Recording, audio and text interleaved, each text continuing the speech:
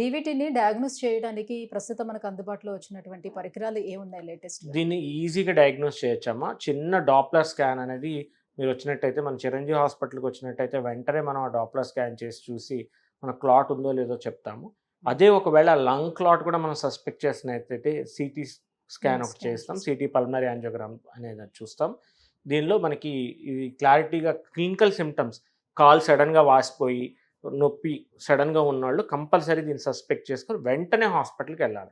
అంతేగాని ఏదో నొప్పి టాబ్లెట్ వేసుకొని నొప్పే కదా, వాపే కదా, తగ్గిపోతదిలే అని నెగ్లెక్టే చేయకూడదు. డీవీటీ ఉంటే ఇలాంటి సింప్టమ్స్ ఉంటే సడెన్‌గా కాళ్ళు వాయడము, నొప్పి తీవ్రంగా ఉండడం, నడవలేని పరిస్థితి రావటం ఉన్నప్పుడు వెంటనే హాస్పిటల్‌కొచ్చి చూపించుకోవాలి. దీనికి ఇప్పుడు చక్కటి ట్రీట్మెంట్ అందుబాటులో ఉంది. 100% క్యూరబుల్ డిసీజ్ ఇప్పుడు. ఓకే. సో ప్రెజెంట్ అందుబాటులో ఉన్నటువంటి ట్రీట్మెంట్ ఏంటి? ఇది బయటికి కనిపించేది కాదు కాబట్టి డీప్ వెయిన్ అన్నారు. లోపడెక్కడో ఉంటుంది తెలీదు కాబట్టి ఎలా దాన్ని ట్రీట్ చేస్తారు? ఎటువంటి ట్రీట్మెంట్స్ అందుబాటులోకొచ్చేసాయి? ఇప్పుడు చాలా అడ్వాన్స్డ్ ట్రీట్మెంట్స్ దీనికి అందుబాటులో ఉన్నాయమ్మా.